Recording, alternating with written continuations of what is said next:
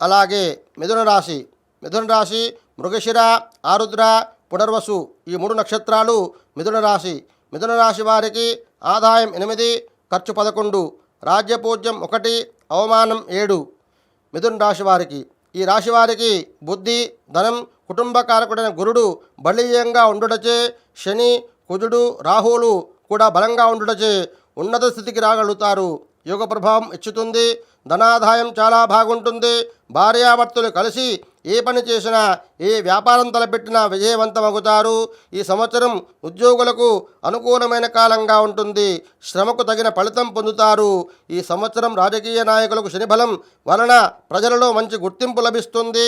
సంవత్సరం కళాకారులకు మధ్యస్థంగా ఉంటుంది. అన్ని రకాల వ్యాపారస్తులకు యోగకాలంగా ఉంటుంది. ఈ సంవత్సరం విద్యార్థులకు జ్ఞాపకశక్తి బాగుంటుంది. చదువులపై శ్రద్ధ, ఆసక్తి ఉండటచే మంచి మార్కులు సాధిస్తారు. వ్యవసాయదారులకు అనుకూలమైన సంవత్సరంగా 2 పంటలు విశేషంగా ఫలిస్తాయి. ఈ స్త్రీలకు మహోన్నత కాలంగా ఉంటుంది. ఈ సంవత్సరం గ్రహాలు అనుకూలంగా ఉండటచే మీరు నరసింహస్వామి ఆరాధన చేయడం వల్ల అందరికీ కూడా మిథున రాశి వారికి చాలా అనుకూలమైన కాలంగా ఉంటుంది.